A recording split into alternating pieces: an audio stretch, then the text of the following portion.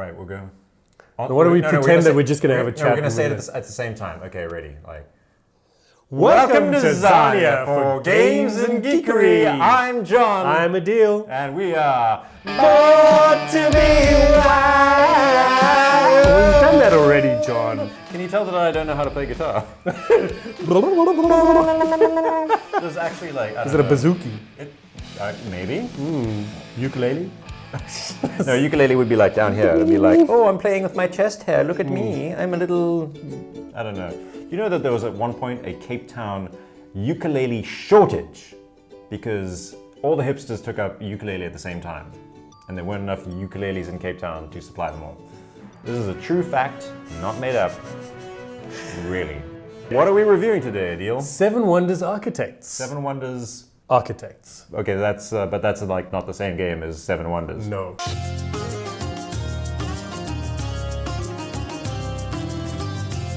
So Seven Wonders, the original game, the vanilla game. Oh, okay, I get it. You're talking about Seven Wonders Duel. No, not Seven Wonders Duel. Okay, then you're talking about Seven Wonders... Cities? Cities? I don't know. How many Seven Wonders games are there? None of those. All of those were pretty cool games, okay. Right? I mean, Seven Wonders, when I started playing board games, was one of the really cool ones that you could play up to 7 players, and actually the game wouldn't take forever. You know, you could actually play with 7 players, and it felt pretty cool. This game takes it to another extreme in that it's a super quick game. With 3 or 4 players, it's probably 15 minutes. Okay, so I know this game does play up to 7 players. What else has it taken from the original? What will people recognize from Seven Wonders? Most of the iconography is pretty familiar, I think. You know, the victory points, the military, all of the resources, all the science symbols, they're all the same. You'll recognize those from the original and from Seven Wonders Duel as well. And the artwork is pretty similar. It's not exactly the same, but it's pretty similar. And I think they've done a pretty good job with making it feel similar, but actually still its own game. And what's the big difference in mechanic here? This is a set building game, right? There's a lot more cards. There's no dice. There's no coins. The set building is pretty streamlined in this one. Whereas in Seven Wonders you built out a huge tableau of lots and lots of cards. In this one, they've solved that a little bit, so it's not as big a table hog. When you get the set that you're trying to collect, you actually discard all of those cards. So that means that you don't ever have that many cards sitting in front of you. Mm-hmm. It does kind of keep it pretty tight. And then you've got your wonder sitting in front of you, yes. Which is something that they've changed from the kind of the original game. In the original game, everyone had a player board and it all looked pretty much the same except for the picture on it, right? Here, you've actually got a wonder that's shaped like the thing that it is. So I had a lighthouse, you had a pyramid. You know, they're shaped like that, and they each have a pretty good table presence. Yeah, and they've got nice asymmetrical play as well, different powers and different things. I think that's one of the things I like about this game is definitely just the little touches that make each player's strategies and possibilities different. Very different, and also the way that the cards come up will change what you go for. So in one of the games we played, I had quite a military-heavy strategy, which I hadn't thought I would go for at the start of the game, and in terms of my particular wonder, it wasn't something that I would have picked up on. But opportunistically, those things come up, right? And in terms of the mechanic, the way the game works is you've got a deck of cards to your left, which comes from your wonder pack. You've got a deck of cards on your right, which comes from one of your opponents.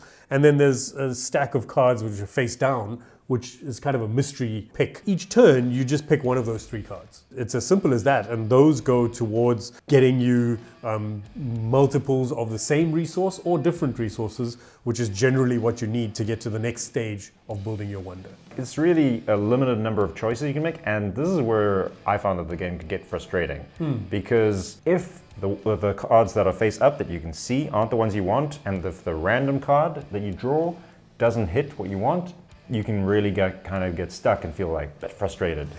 And I can see that. I mean, I do think there is a little bit of that, and I kind of forgive it a bit because the game is so short, because it's so quick. Even if I'm behind a little bit and I don't feel like I'm going to catch up, I feel that's okay. I can put up with it for a few minutes. Yeah, I guess. I don't like that feeling that, oh no, there's nothing I can do to dig myself out of the hole. On the flip side of that, though, I've seen games turn around, right? So I've seen it like you pick a random card and it's all of a sudden it's the card you need and someone catches up from behind. So I think the game does have a bit of swing. It does have a little bit of randomness. Certainly more randomness than you would have seen in some of the other Seven Wonders games. The other Seven Wonders game have a lot of like complication, a lot more layers and stuff. This feels very stripped down. So this game feels like a streamlined, simplified, stripped away a lot of the complications of Seven Wonders. Adhil, dare I say that this game is for kids? I mean, I can see how you might think that. With the smaller set of rules, I think it's pretty easy to teach to kids. I wouldn't say that the game is for kids, right? I mean, I think it's a great filler game. I think it works if you don't have a lot of time. And generally, I would see us playing multiple games of it in one sitting. And so I think that the game is great for introducing people to this kind of game. It's a gateway. It's a great gateway game. Yeah. I think that it would be, it's almost a gateway into Seven Wonders itself or into some other games as well. And there is a bit of a trend with a lot of these classic games now where they're making this really short version of it, leveraging some of the old IP and leveraging some of the assets that they already have.